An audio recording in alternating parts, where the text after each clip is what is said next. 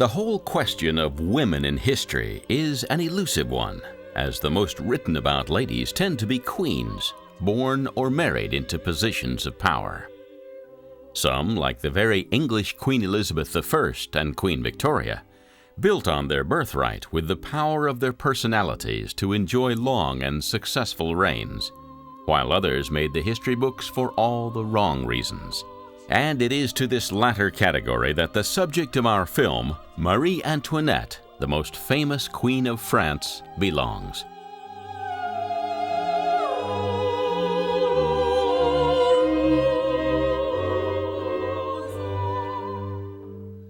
It is true that she lived the life of luxury in the Palace of Versailles on the outskirts of France's capital, Paris, while her people quite literally starved.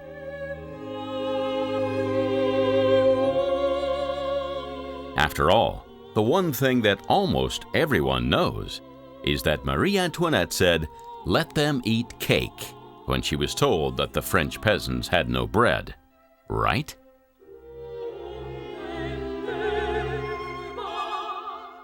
Well, look a little deeper and you'll find that things aren't exactly what they seemed.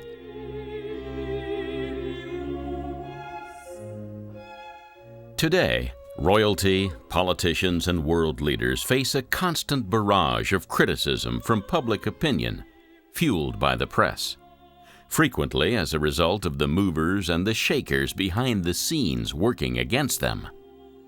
There's nothing like positive or negative spin put out on a news story to inflame the masses. And surprising as it might sound, this was just as true in Marie Antoinette's day as it is in our own.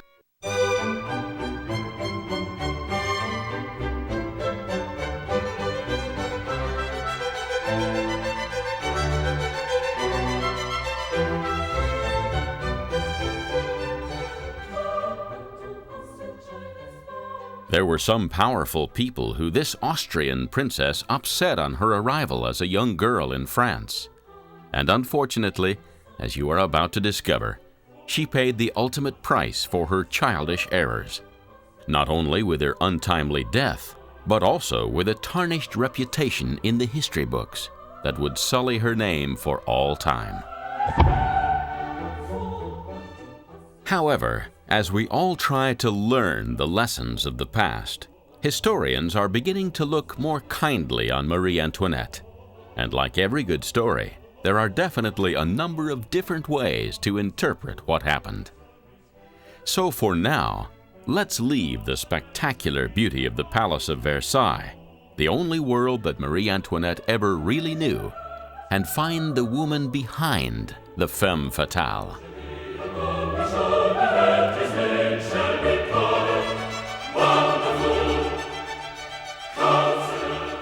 Although known to the world as Marie Antoinette, her full name was actually Maria Antonia Josepha Johanna von Habsburg-Lothringen. And she was born at the Hofburg Imperial Palace in Vienna, Austria, on November the 2nd, 1755. Interestingly enough, the future Queen of France was born on the day that the French called Le Jour des Morts, the Day of the Dead. Indeed, it was a day filled with death for between 60 and 90,000 inhabitants of Lisbon, Portugal, who were killed in a violent earthquake, felt as far away as Scotland and the United Kingdom. And if that wasn't bad enough, the half-destroyed city was then ravaged by fire.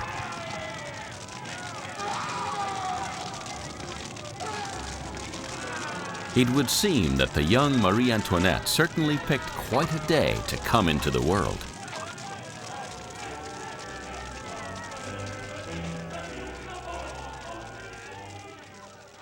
The Hofburg Imperial Palace where she was born was the winter residence of the Habsburg dynasty, rulers of the Austro-Hungarian Empire, which included many countries from Central Europe, such as Germany, Austria, Czechoslovakia, Slovenia, Bosnia, and Croatia. As of today, the Hofburg Imperial Palace serves as the official residence of the President of Austria.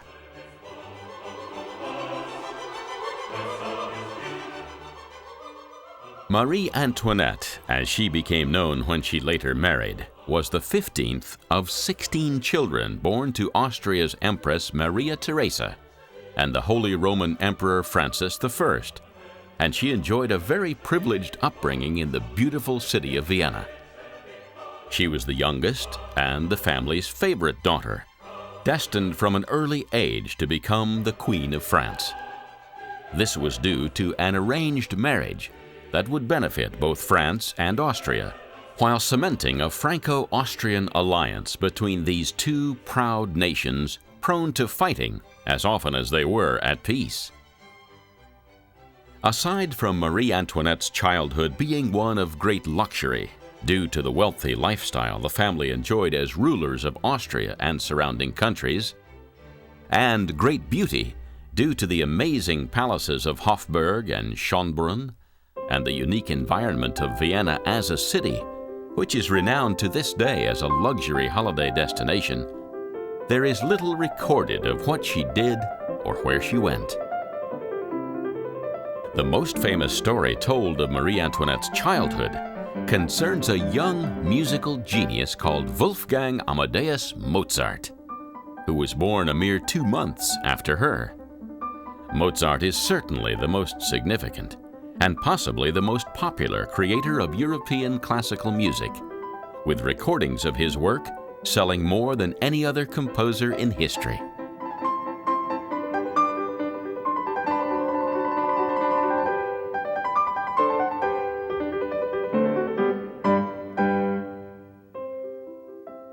It's said that Mozart was called upon from his home in Salzburg to give a short musical concert for the imperial family of Austria, because news of his prodigious talent had raced around the country. After the recital was over and the clapping had died down, the Empress Maria Theresa asked Mozart what he would like as a reward.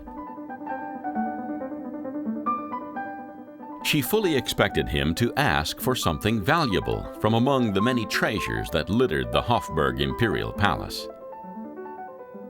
But Mozart had been struck by the beauty of the Empress's daughter, yes, you've guessed it, our very own Marie Antoinette, and rather than asking for something of monetary value, he asked for her hand in marriage instead. Allegedly, the whole assembly laughed at Mozart's audacity, but sadly on this occasion he didn't get what he asked for.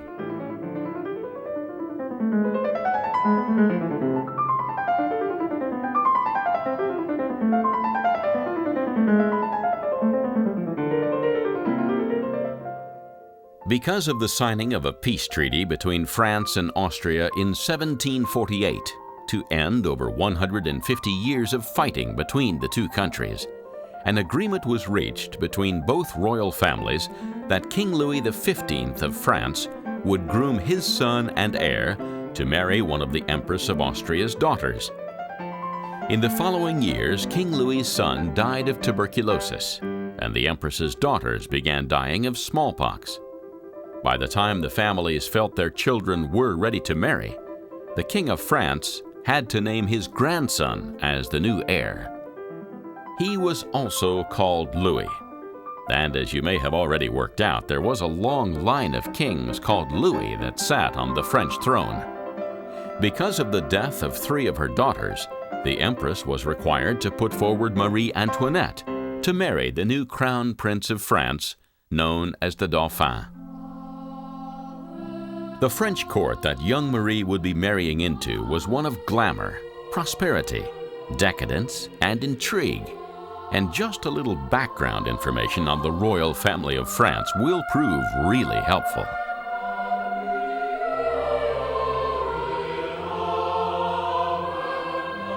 We'll start with the man who has gone down in history as the Sun King, after really putting France on the world map.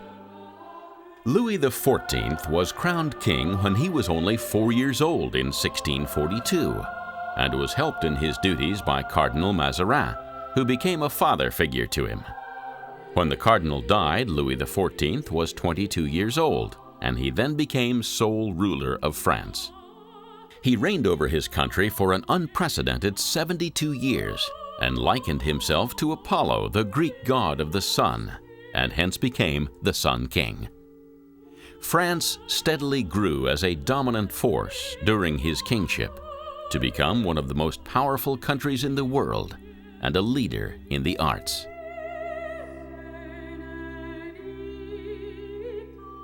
King Louis XIV's lasting legacy was Versailles.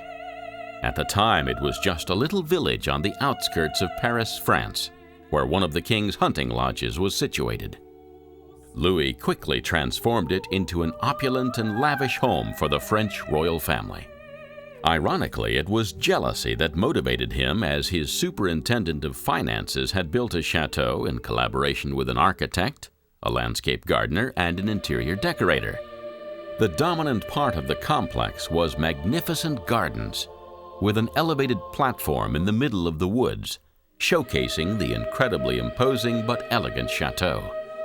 When the king saw the finished work, he wanted to build something exactly like it, but better. Eventually, Versailles grew into a fully fledged town, gathered around the central palace of Versailles.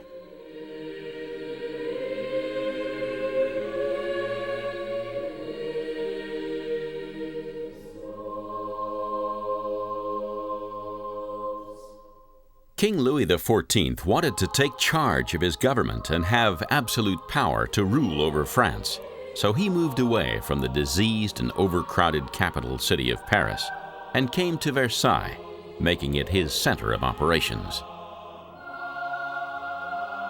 First, the king improved the grounds with lavish gardens, sculptures, terraces, a lake, a zoo, and 1,500 water fountains. In 1668, he started work on the main chateau. 15 years later, he was able to move in. Nobody can say for sure how much it cost to build and maintain, but estimates have figured as high as hundreds of millions.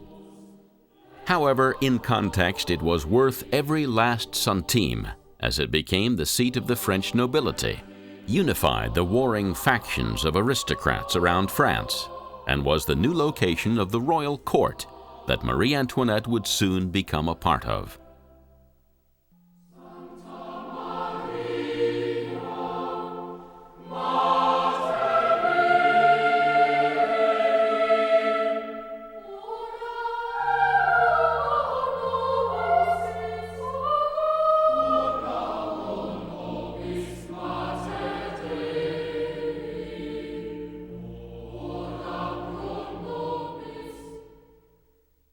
If you think the exterior is opulent, then you haven't seen the interior. The Queen's bedroom, the state apartments, and the genuinely stunning Hall of Mirrors all vie for pride of place. The aforementioned hall holds 357 specially designed mirrors of an exceptional size for the 17th century, all linking with the windows on the walls and the arcades in the garden. It was the design and creation of the furniture, the architecture, and the lavish fittings of the Palace of Versailles that inspired and influenced many other countries' approaches to the look and design of buildings and furnishings. The arts and craftsmanship of France is here to see, with all its splendor and grandeur intact to this very day. 10,000 people lived at the Palace of Versailles, with the royal court revolving around the Sun King like the planets of the solar system. Every aspect of the king's life was conducted with pomp and ceremony, and this tradition would continue right through to Marie Antoinette's reign as the Queen of Louis XVI. The king was awakened each morning at 8 o'clock by his first valet, who slept on a folding bed in the king's room. Then, the first physician and the first surgeon entered the room to check the king's health. 15 minutes later, the Grand Chamberlain and other favored courtiers were admitted to watch the king dress. The valet always handed the royal shirt to the most important courtier in the room, who had the honor of handing it to the king.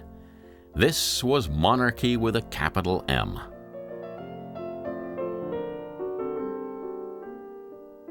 Moving at speed, something you need to do on a day trip to Versailles with so much to see, King Louis XV, who ascended to the throne in 1715, wouldn't be remembered for anything anywhere near so grand as this great palace. His main claim to fame would be two notorious mistresses. The first was Madame de Pompadour, and the second was Madame du Barry. Madame de Pompadour was a woman of wit, intelligence, and beauty. She played an active part in politics, architecture, royal duties, and palace life, as she was installed in her own apartments on the third floor of Versailles.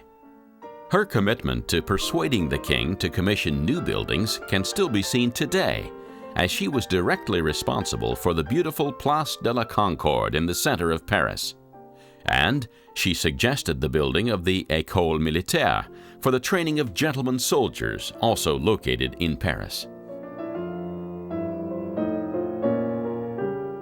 In fact, if it hadn't been for École Militaire, then a certain Napoleon Bonaparte would never have become a student, and in turn a soldier, a general, and eventually the self-proclaimed Emperor of France.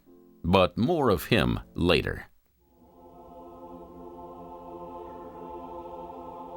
Madame de Pompadour died at the age of 42, yet she had already groomed her successor as the king's mistress, Madame du Barry. Unfortunately, this didn't help Louis XV's popularity, as he squandered immense sums of money on his decadent lifestyle. And by the time Marie Antoinette came to the royal court at Versailles, France had already fallen into an economic decline. Marie Antoinette was only 14 years old when she married the Dauphin in 1770. Louis himself was only a year older. Just before leaving for France, young Marie was given a crash course in French language, culture, and etiquette. She had been raised by a governess in Austria who had allowed her free rein to do whatever she wanted, which ultimately meant she spent more time playing than studying. Nevertheless, her mother's optimistic parting words suggested that she believed her daughter had a lot to offer. Farewell, my dearest child. Do so much good to the French people that they can say that I have sent them an angel. The journey to France took weeks, but eventually Marie Antoinette reached the border with France on the 7th of May, 1770.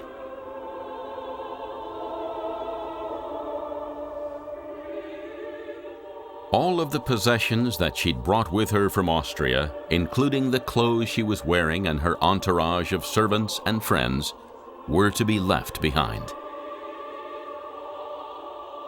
The young girl was then forced to enter a specially erected grand pavilion alone, where she had to strip completely naked before stepping out the other side to be greeted by a group of messengers and courtiers from France.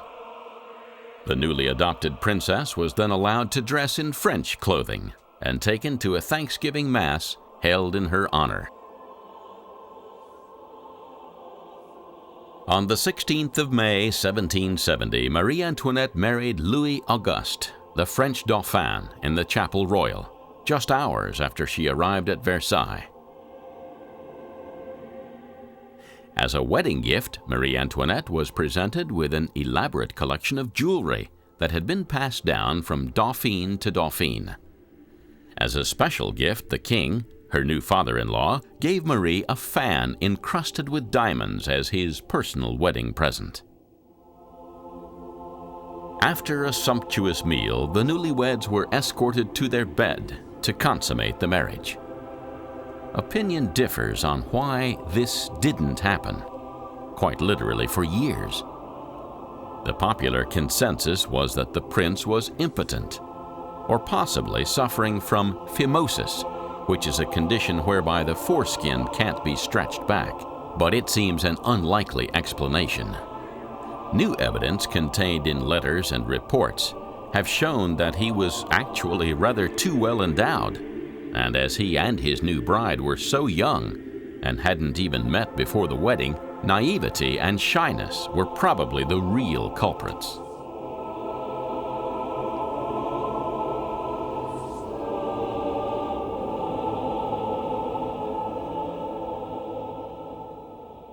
But sadly, with no forthcoming male heir, the rumors began to circulate straight away that the marriage was a failure. Despite this, the French people took Marie Antoinette to their hearts during the first 4 years of her marriage. She was very kind to the poor, and on occasion dressed in simple peasant-style clothing, which endeared her to the population.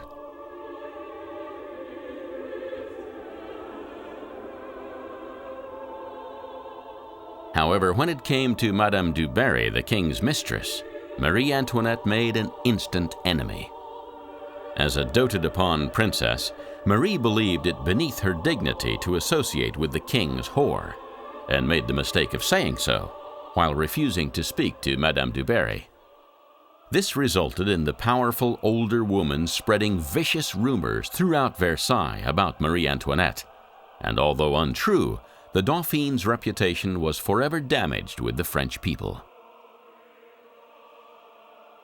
Meanwhile, Marie settled into the daily routine of Versailles in full view of everyone. In a letter to her mother, she complained bitterly about her lack of privacy. "I put on my rouge and wash my hands in front of the whole world."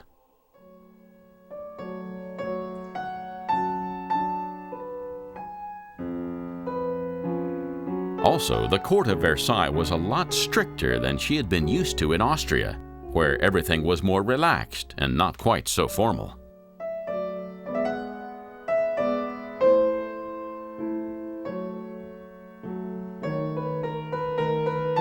She was told off many times for yawning and giggling at royal ceremonies, and wandering off with only a few friends for company and no servants or guards to look after her. But the carefree existence of the girl bride and her young husband wasn't to last long. In 1774, just a few days after their 4th wedding anniversary, King Louis XV died from smallpox, and the prince and princess were transformed into a king and queen.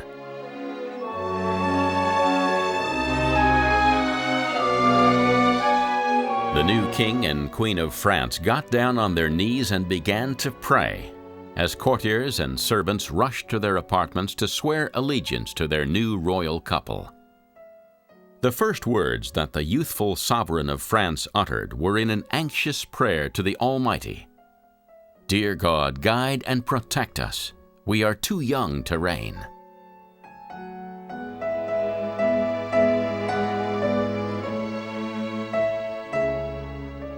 Although Louis and Marie had still to consummate their marriage, the new king pandered to his queen's expensive tastes, spending money the country could not afford. One of the first expenses that really turned the rising tide of civilian anger against the monarchy was the Petit Trianon, which sits in the gardens of Versailles.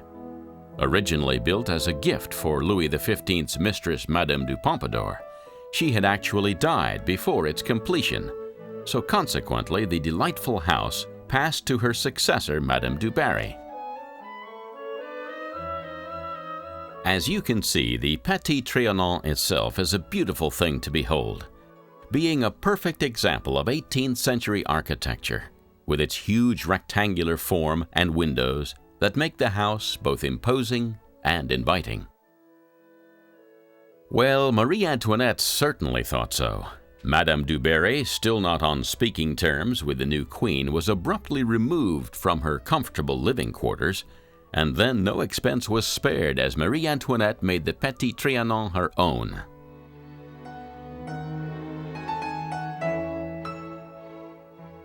It was here that she could escape from the strict formal duties she struggled with, as the chateau became par ordre de la reine, by order of the queen.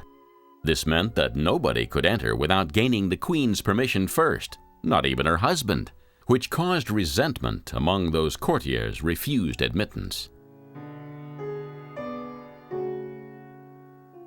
Romantic and idealistic, Queen Marie even built a temple of love in the park. But by this stage in the proceedings, the starving French thought they were being mocked by such extravagance, bleeding the nation dry.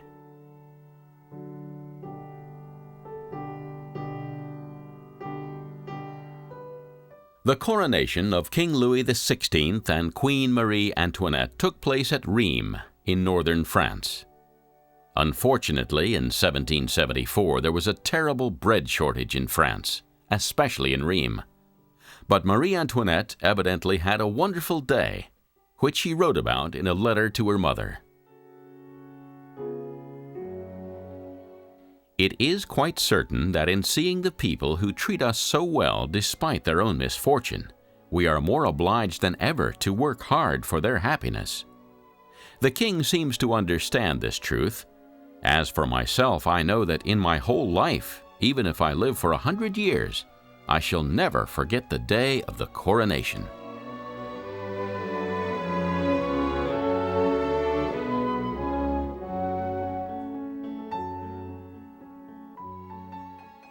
It was during the coronation that she was mistakenly attributed with the line, "If they have no bread, let them eat cake," when told of the starving people's plight. At the time, a brioche-type cake was made, which took less flour than bread, so her comment in retrospect was quite logical. But as "let them eat brioche" would have been a more accurate translation, it didn't have quite the same ring to it, and the young queen was forever misquoted.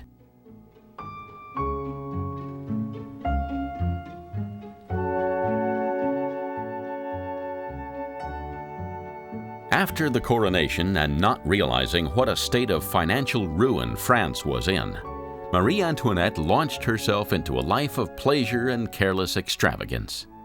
This included throwing and attending many masked balls in Paris, and also involved gambling, theatricals, and late-night walks in the park. Her little circle of friends included the king's frivolous younger brother, the Count of Artois, and handsome young courtiers such as the Duc de Ligne, Count Dion, and Axel Fersen. The young queen was a blonde beauty, with her official painter describing her as having a translucent colored complexion and a well-proportioned voluptuous figure. Her excessive and outrageous fashion style was copied all over the world, but individuality came at a price, fueling further the growing resentment that the French people felt for the privileged classes.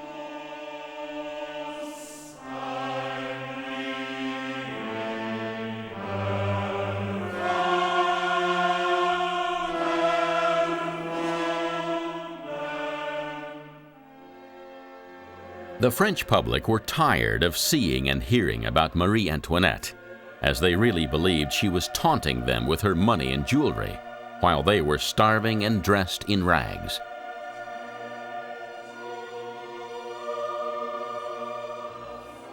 The last straw came when she built the Hameau de la Reine, or the Queen's Hamlet, in 1783.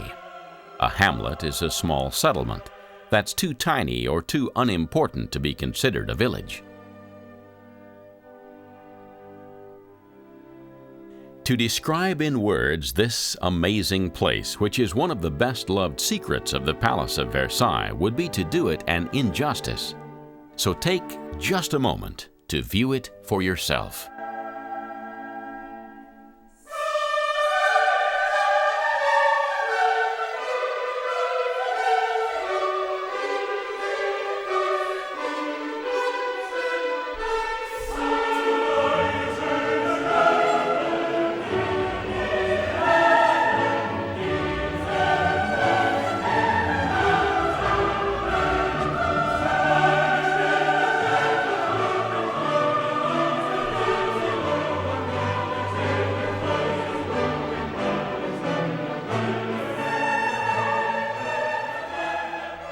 Any repairs and refurbishments to the model village today are guided by documents from the astonishingly complete archives of the Palace of Versailles. Since the time of Marie Antoinette, the plans, bills of material, invoices, receipts, and correspondence have been kept, which note virtually every construction, alteration, or demolition project undertaken. The names of the workmen involved are known, the wages paid, the dates, the costs of every item from nails and roof beams to door paint are all recorded.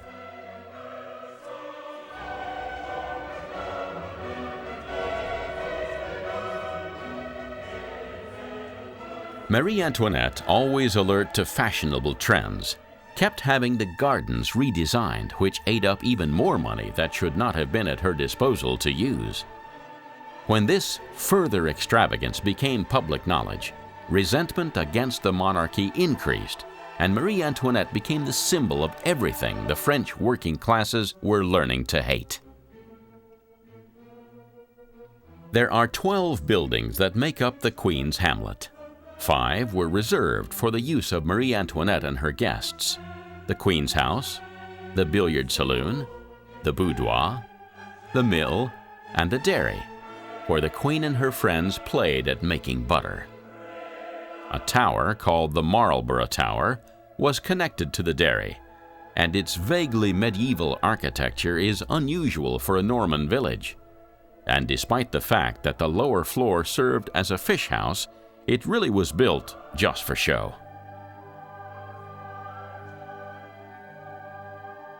Four buildings were dedicated to rural purposes, with the farm and its associated structures still being in use today. After 1787, when a second barn was constructed closer to the farm, the first in the main part of the village was converted into a ballroom for Marie Antoinette. Another building was used for housekeeping purposes, where meals were prepared when dinners were given at the Queen's house. While the 12th and last building served as the residence of the guardian of the gardens, Jean Barcy.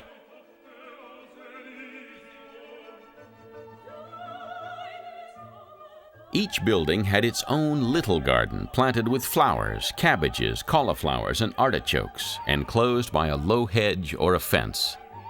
The staircases, galleries, and balconies were decorated with pots of flowers, including hyacinths, stocks, and geraniums. Plants climbed the walls of the buildings, and trellis work was used to shade some of the pathways. For Marie Antoinette, this place was an escape from the encroaching horror of the real world, where she created an all-too-perfect imaginary world of her own, where she could play at being a simple milkmaid. It's even been said that the porcelain bowls used in the dairy were cast by using Marie Antoinette's own ample breasts as a mold. Ironically, at this time when the Queen was accused of being at her most frivolous, with fabricated and scurrilous stories of wild liaisons with lovers of both sexes reaching the people of France, Marie was actually beginning to mature and develop as a woman. Then, the seemingly impossible happened. Marie Antoinette became pregnant after the royal marriage was finally consummated.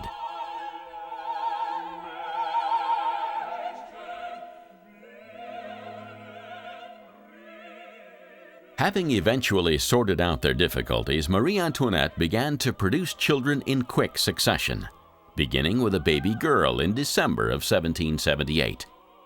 Christened Marie Therese Charlotte, her mother had been forced to endure a public birth, something Marie Antoinette vowed she would never do again. Despite the noticeable disappointment of the royal court that the baby wasn't a boy, Marie Antoinette is recorded as saying, "A son would have belonged to the state, but you shall be mine and have all my care. You shall share my happiness and soften my sorrows."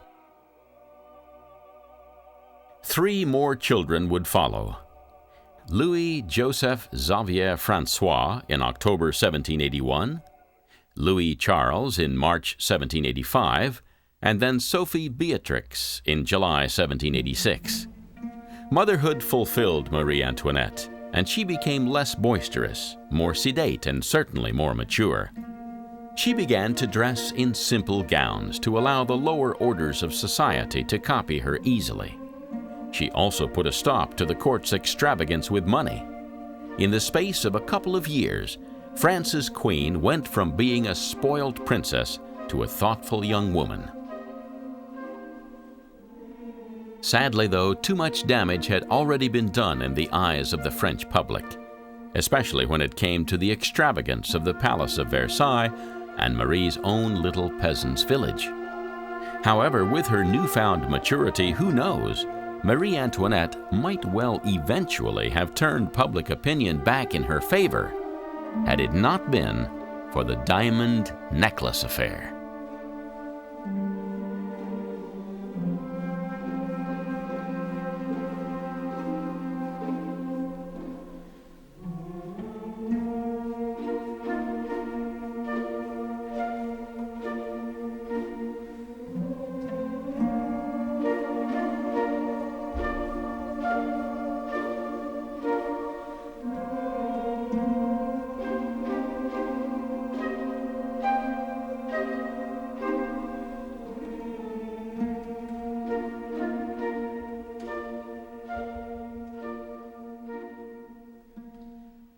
One of the high-ranking French ministers of Louis XVI's court, Cardinal de Rohan, wanted to improve his social standing at Versailles. Nevertheless, he ill-advisedly began an affair with the Comtesse de la Motte, an impoverished aristocrat who proved to be nothing short of a con artist.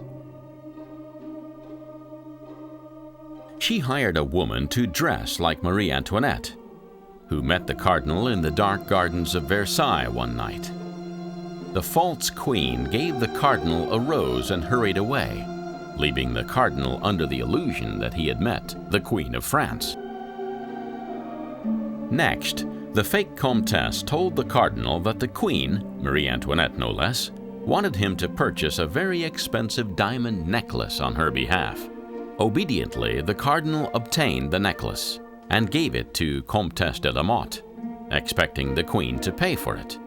Of course, Marie Antoinette never saw the necklace. The Comtesse de la Motte gave the diamonds to her husband, who took them to London and sold them. When the jewelers demanded payment, the diamond necklace affair became public. The cardinal and the comtesse were quickly arrested. The cardinal was tried and acquitted, while the Comtesse de la Motte was imprisoned, publicly flogged, and branded.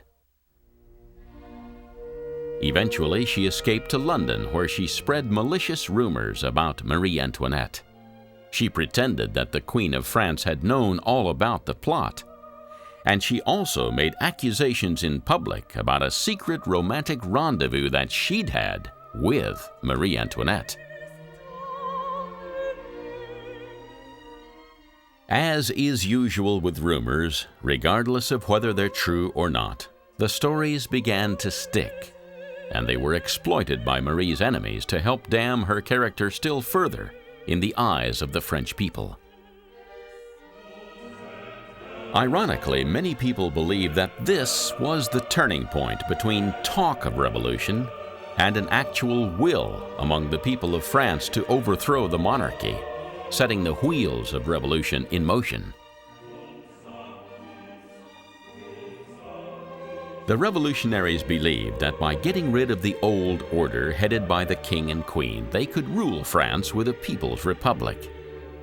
As mentioned previously, the financial situation of France had been deteriorating alarmingly since the death of the Sun King Louis XIV, and Louis XV, with his extravagant lifestyle, had made matters worse rather than better. Consequently, Louis XVI had inherited a poisoned chalice, and the young man had little natural ability and certainly no training to equip him for such a great task. Even a modern-day economist would have struggled to restore the fortunes of France. So a young man who had experienced little of life beyond the privileged walls of Versailles stood no chance.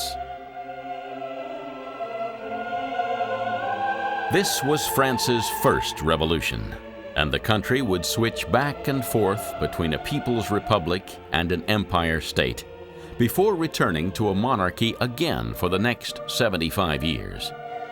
However, despite what certain accounts of history may imply, Louis XVI and Marie Antoinette were not totally responsible for what happened. There is an expression that says, if a person is not part of the solution, they are part of the problem, and this probably best sums up the king and queen situation, because there were many causes of the French Revolution. For a start, the economy of France was tied up in a huge national debt that could not be cleared, even by heavy taxation of the citizens. Secondly, there had been a revolution in America, which had resulted in independence for the people, which may well have inspired the people of France to try the same thing. Thirdly, the indolence of the landed gentry, namely the aristocrats born into wealth and social position, upset the new professional classes born out of the Industrial Revolution, who promoted the ethic of a fair day's work for a fair day's pay.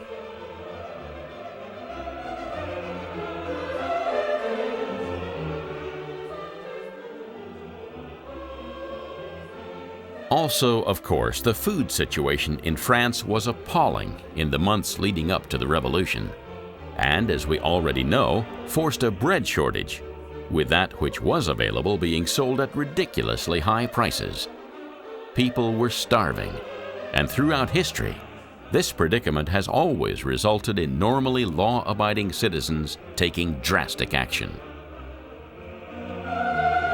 Combined with these factors, the diamond necklace affair, which the revolutionaries used to their full advantage, and the royal family of France was doomed. Also, on a more personal level, Marie Antoinette faced the horror of the deaths of two of her children through illness. Losing her youngest daughter Sophie and the heir to the French throne Louis Joseph proved to be equally as devastating as what she was about to face on a political level.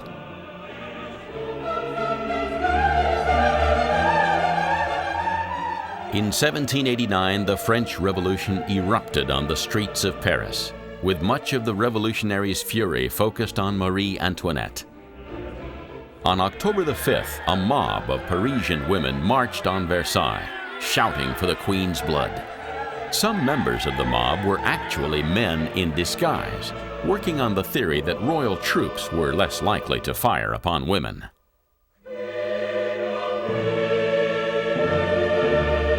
When the mob appeared outside the Palace of Versailles, Marie Antoinette bravely stepped out onto the balcony and faced them alone. The Queen did nothing more than bow her head and curtsy. The action of forgiveness and the courage of her convictions made all the difference. The mob began chanting "Vive la Reine," which means "Long live the Queen," and the royal family's lives were spared, but it was only a postponement of the inevitable.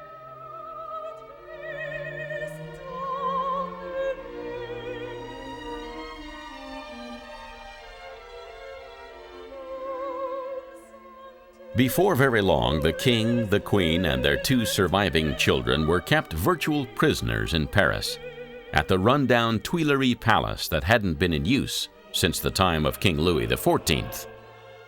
Instead of fleeing as quickly as they could into permanent exile, they spent their time trying to negotiate with foreign powers to help them stabilize France and regain control.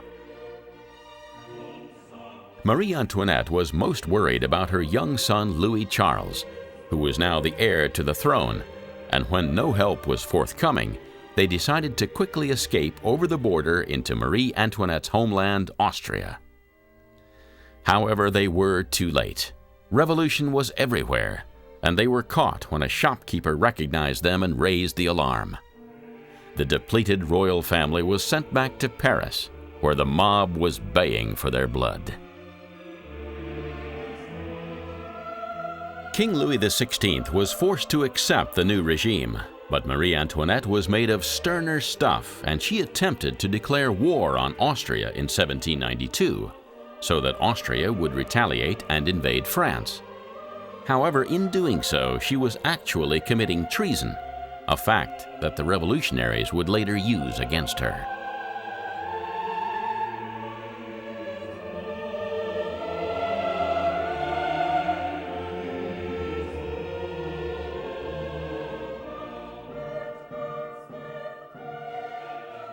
In August 1792, a large group of Parisian citizens arrested the royal family on charges of treason and locked them away. The following year, King Louis XVI was executed, having his head chopped off by guillotine.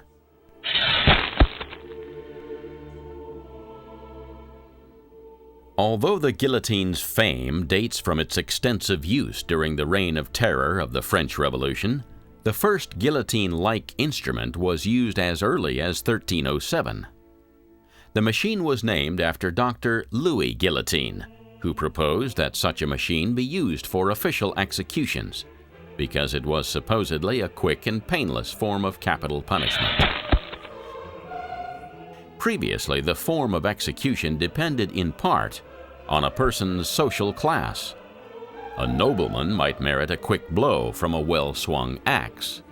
But if you were a commoner, you might suffer the torture of being hung, drawn, and quartered, stoned, or even burned alive.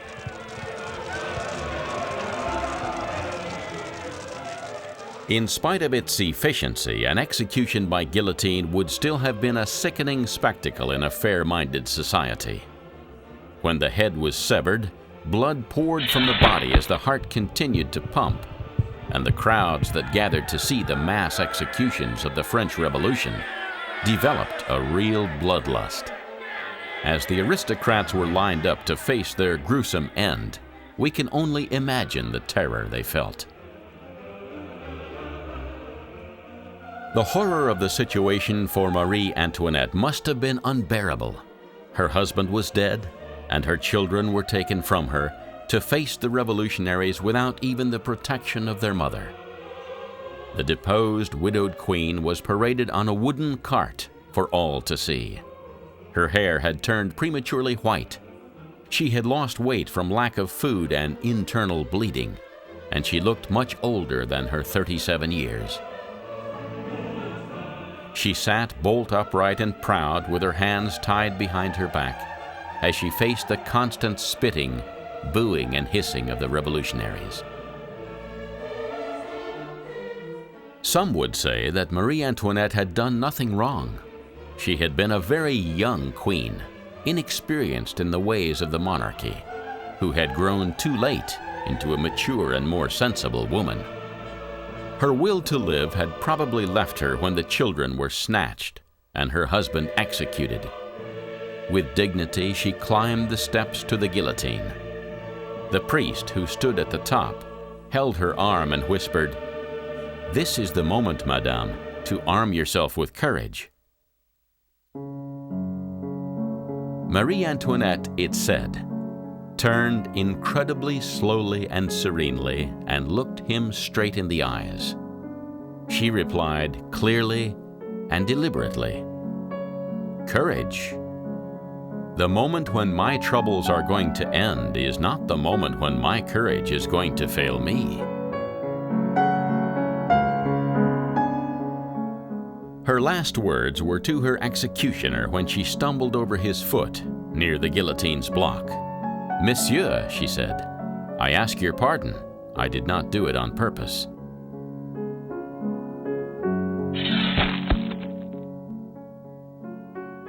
This last statement could equally well be attributed to her life as the Queen of France. She hadn't asked to be, possibly hadn't even wanted to be queen. She had simply done her duty as demanded, in the wrong place, at the wrong time, having become an unwitting symbol of hate for the French revolutionaries.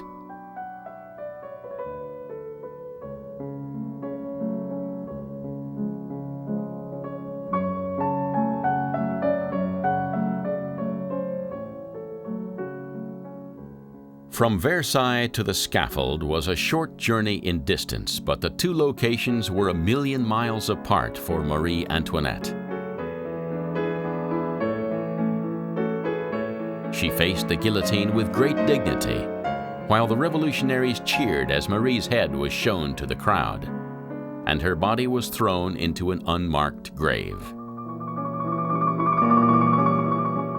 Years later, Napoleon, by then Emperor of France, had the bodies of King Louis XVI and Queen Marie Antoinette found and finally laid to rest with due honor in the peace and tranquility of the royal crypt at St. Denis Basilica to the north of Paris, which is well worth taking time out to visit on any Parisian tour.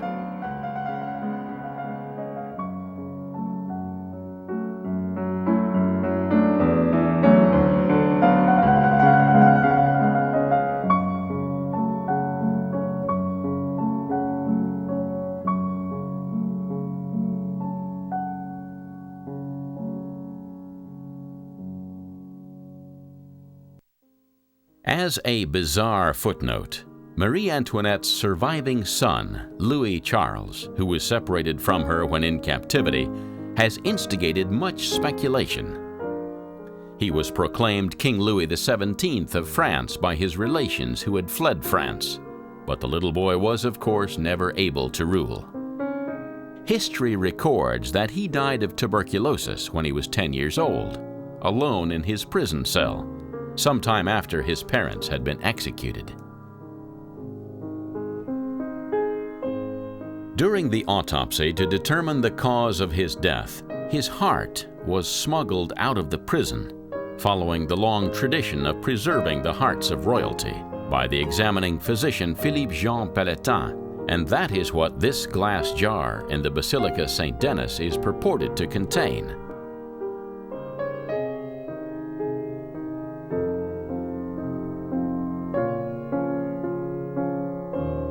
Of course, rumors were then rife that the body that was buried in a mass grave was not that of Louis Charles at all, and that he had been smuggled out of prison alive, with his heart still intact inside his body.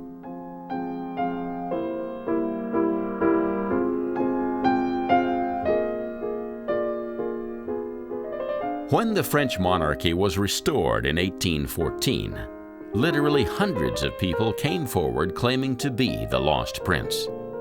Even today, people still claim to know or be descended from Louis Charles. So perhaps despite the best efforts of the French revolutionaries, Marie Antoinette's spirit lives on after all.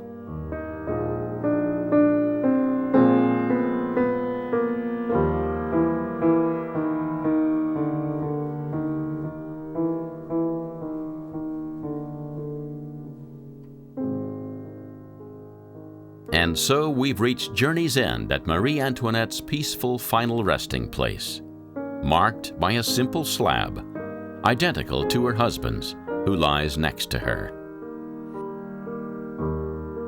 After all the pomp and circumstances of the Palace of Versailles, it's only right and proper that this much maligned lady of French history has been treated with due respect.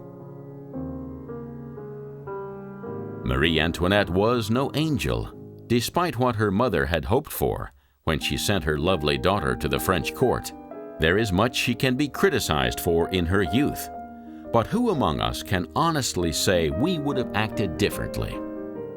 Walk through the state apartments of Versailles, wonder at the opulence of Marie Antoinette's bedroom, and then discover the magic of the Petit Trianon and her peasant village, and ask yourself whether you would have been able to resist such charming surroundings. Because of her upbringing, Marie Antoinette simply accepted these luxuries as her birthright, without a thought of what it cost.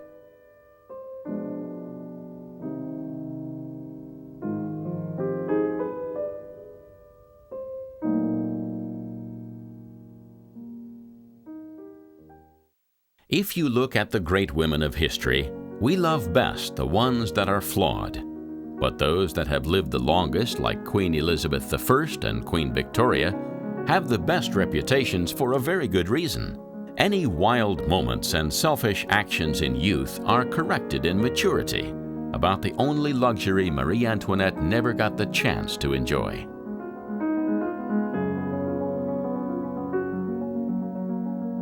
Consequently, Marie Antoinette will forever be remembered as a beautiful young girl who quickly learned to live life to excess from those around her at the French court of Versailles.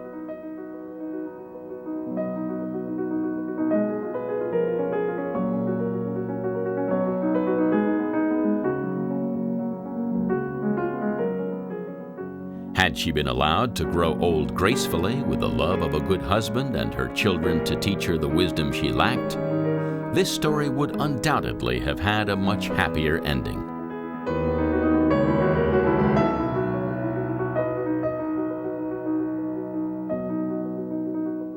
But such is the nature of history. Speculation about what might have been is often more satisfactory than what actually happened. In Marie Antoinette's case, it's tempting to use the benefit of hindsight to judge her. But as we leave this beautiful village that she built here in the grounds of Versailles, we would do better to try and understand the girl that she was, hankering after the simple life, and the woman she might just have become, had fate smiled more kindly.